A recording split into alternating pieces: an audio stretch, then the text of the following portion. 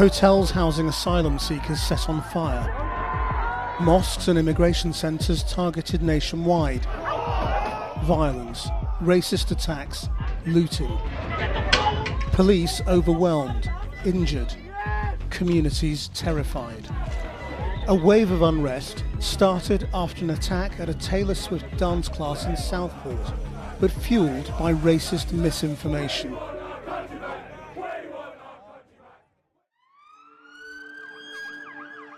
Three young girls were killed: Elsie Dot Stancombe, Bebe King and Alice da Silva Aguiar. Teenager Axel Rudakubana, born in Cardiff, has been charged with 3 counts of murder and 10 of attempted murder. In this video, we track how this tragedy escalated into far-right violence not seen on this scale in this country for decades. The day after the attack, a crowd gathered in Southport. Channel 4 News was filming when the violence broke out. Southport's darkest day was followed by Southport's darkest night. A night when a protest, as it was billed online, outside a mosque, almost instantly became this. What started with 70 or so people quickly became hundreds. And as it went on, they weren't just using bricks and slabs of wall, but petrol bombs and burning wheelie bins. They've set fire to a police van. People living here were watching from their windows and gardens. Others came to be part of a protest, but not this. Some, though, seemed intent on doing as much damage as possible. It's 10:30, and this has been going on for hours now, and there's no let-up. It's relentless. That was a police van burnt out. Up on the street that way, there's another police van on fire, and then down that way, I can see flames rising up too, with a lineup of police with their riot shields out, and things just constantly being thrown at them. Soon after, Merseyside police arrested 13 people in connection with that disorder. This violence began, in part, after misinformation about the attacker. An X-account called Artemis for Now was, as far as we can tell, one of the first accounts to publish the false information that the attacker's name was Ali al-Shakati and that he was an asylum seeker that arrived by boat. After Artemis, then, how does it become amplified?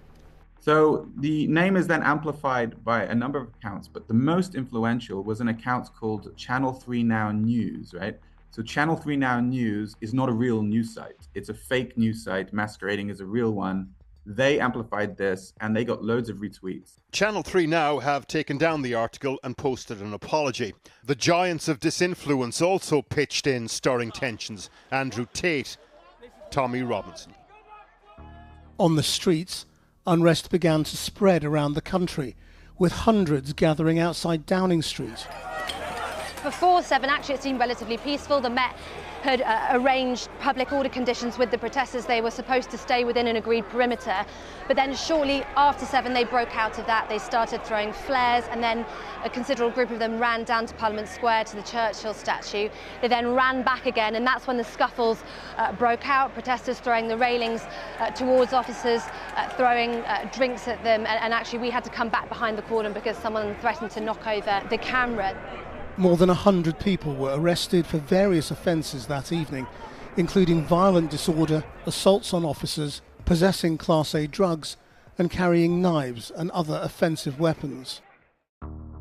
At the same time, in Aldershot, a demonstration outside a hotel housing asylum seekers turned into what police called a mob protest, with criminal damage, racist abuse and intimidation. In Manchester, again outside a hotel housing asylum seekers, people threw bricks and bottles at police.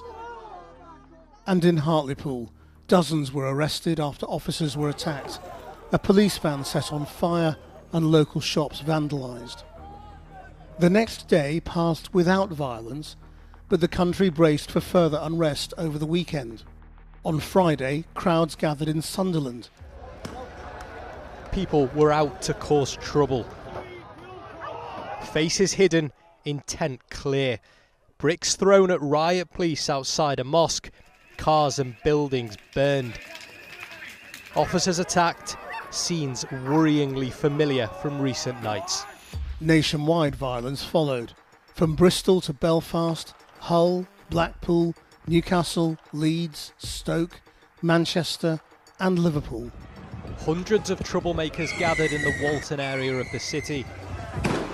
Pushed back by police from the mosque they were targeting, they turned their fury towards a library.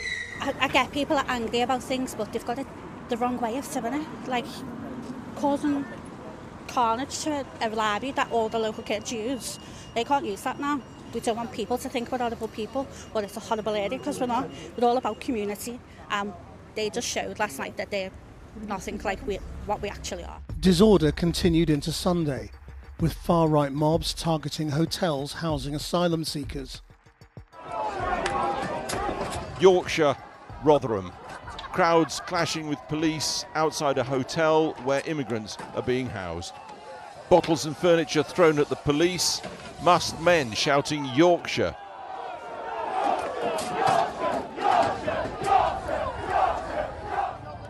A bin set on fire by rioters with little regard for anyone inside the hotel. A police force at times appearing outnumbered. In the aftermath, we spoke to two people inside this hotel. There is no humanity, if you understand what I mean. It's like, zombie. They burn, they want to kill, they make like that. They make gestures. Yeah, just like that, always. And we're gonna catch you.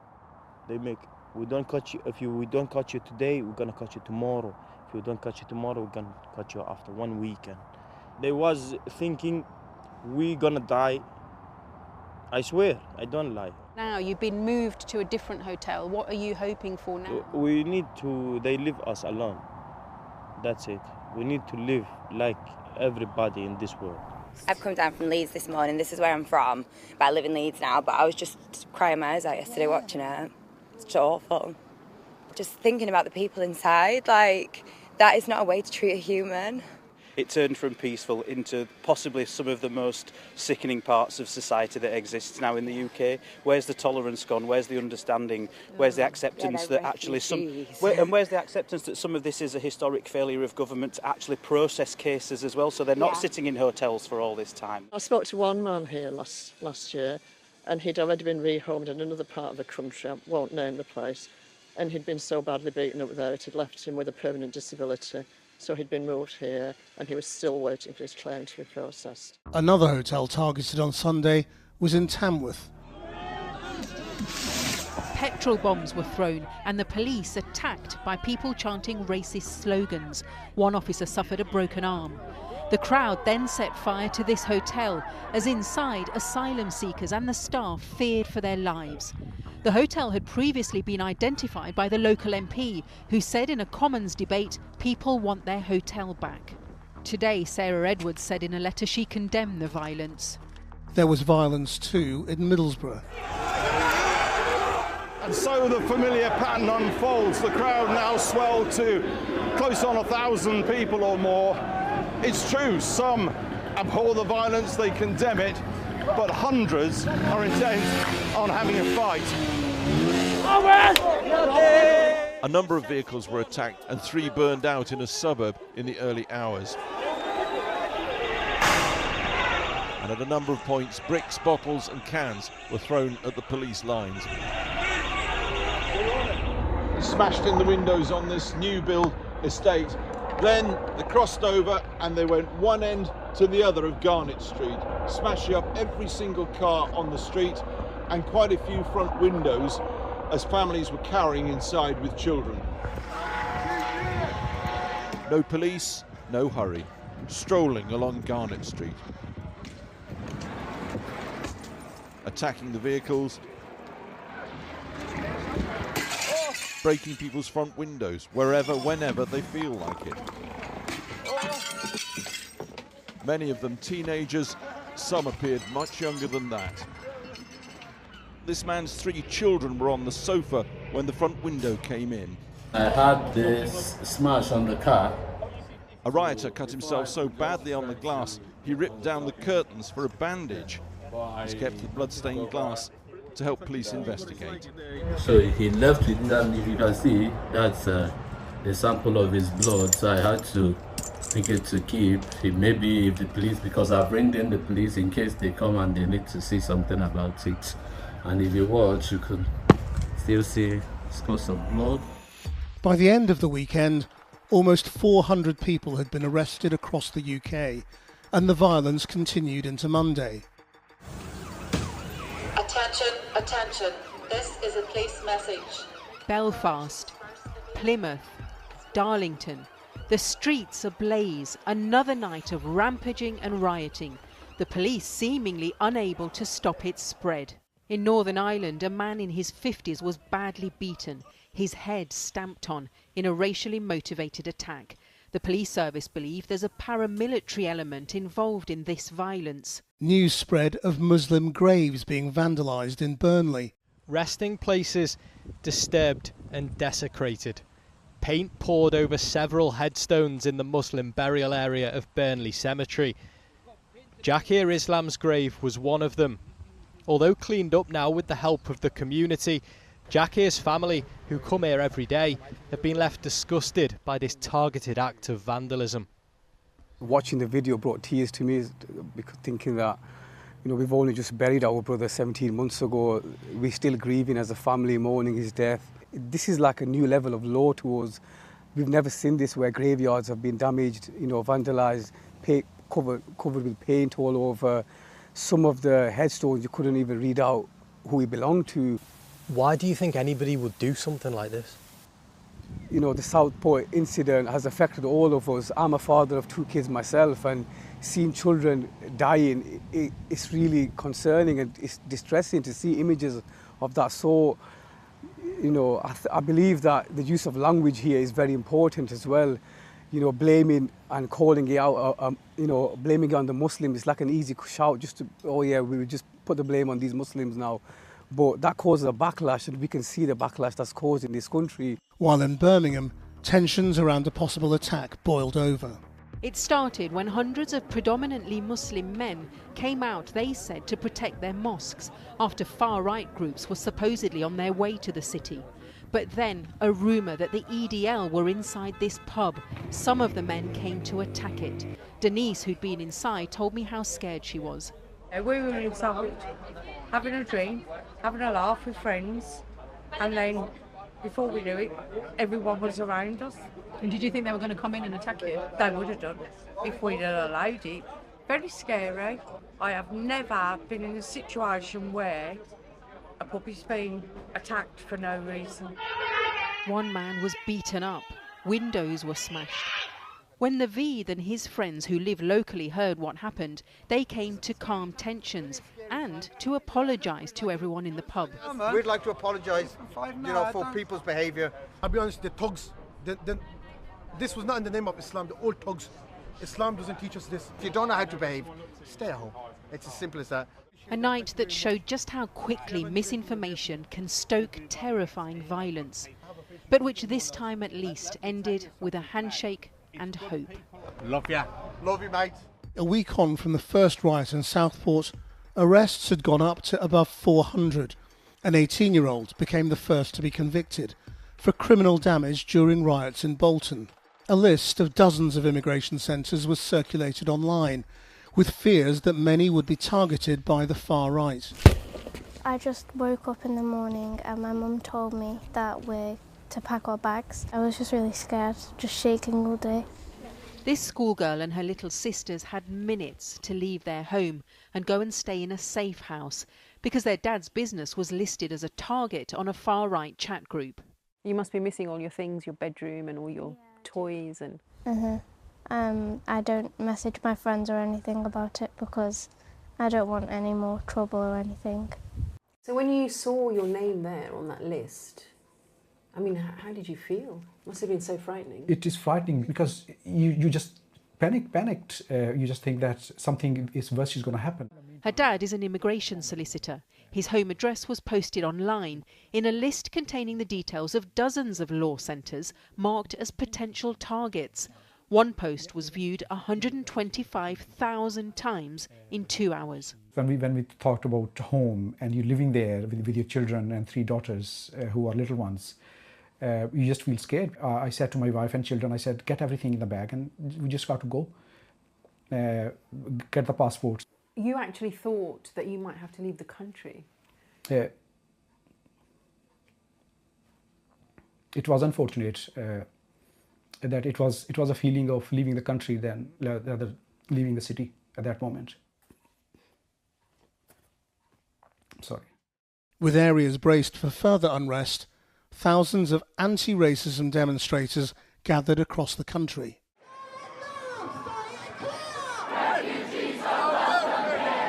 Throughout the day here in Walthamstow, there'd been a good deal of anxiety and indeed some fear about what might be coming tonight after an immigration law centre on the high street here was listed among many potential targets for far-right gatherings this evening.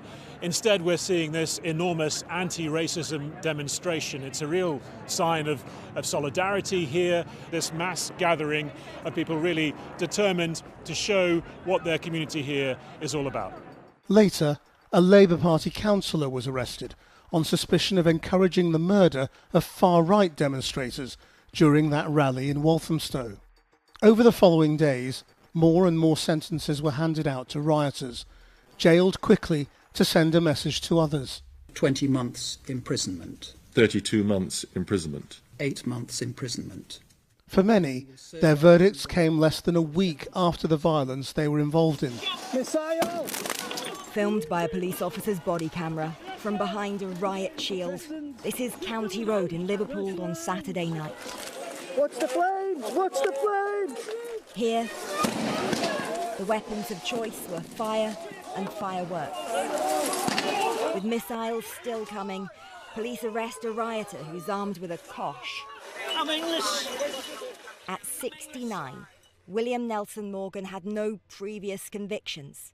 Your advancing years plainly did not prevent you from playing an active part at the disturbance on County Road.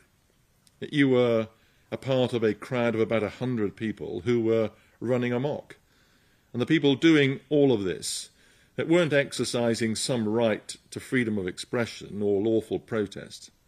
Rather, they were exploiting the anguish of others, either to further their own twisted ideology, or more likely, as an excuse simply for vandalism, intimidation and violence. We will not cower in the face of racism, bigotry, violence, extremism and hate! The weekend's demonstrations were a far cry from what came before, a respite for communities which have been left to pick up the pieces.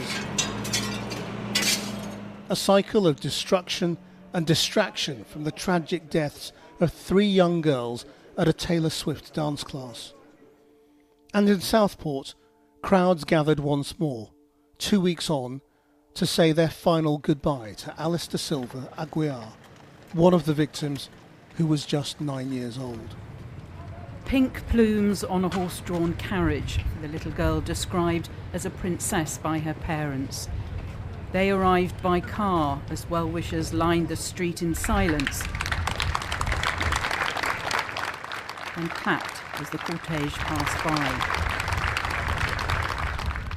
The tragedy of the loss of one so young, all too evident, not just for family and friends, but for those who had fought so hard to save lives that dreadful day. 9-year-old Alice da Silva Aguiar died from her injuries. 2 other girls, Bebe King and Elsie Dot Stancombe, were also killed. Alice's parents listened as her uncle read a letter from them to their daughter. Dear Alice, you were our perfect dream child. Everything was idyllic from the moment you arrived. A good girl with strong values and kind nature. A lover of animals and an environmentalist in the making. You moved our world with your confidence and empathy. Playful, energetic, friendly and always so respectful. A peacemaker of the playground. And there was a reference to the rioting that followed the killings from the Chief Constable of Merseyside. You have shown great courage in asking me to be here today, to speak, to give a message from you, Alice's family, to say that you do not want there to be any more violence on the streets of the United Kingdom in the name of your daughter. The priest who conducted the funeral mass earlier explained what impact that violence had had on Alice's family. It's the last thing in the world they need. It's the exact opposite response to what was needed. The response that was needed is what we'll see today, is what we've seen. In the vast majority of the response has just been love, symbolised by flowers and teddies and little gifts and messages. It was only a few weeks ago that Alice was here at the same church for her first communion. Alice was full of life, but most strikingly, her smile. She smiled like the sun. And evidence of that is in the photos and video released by her parents today. Hey guys, today it's me. I got my makeup on to test my teacher. And perhaps the most poignant image of all, Alice next to a cardboard cutout of Taylor Swift, waiting to start her dance class on the day she was stabbed.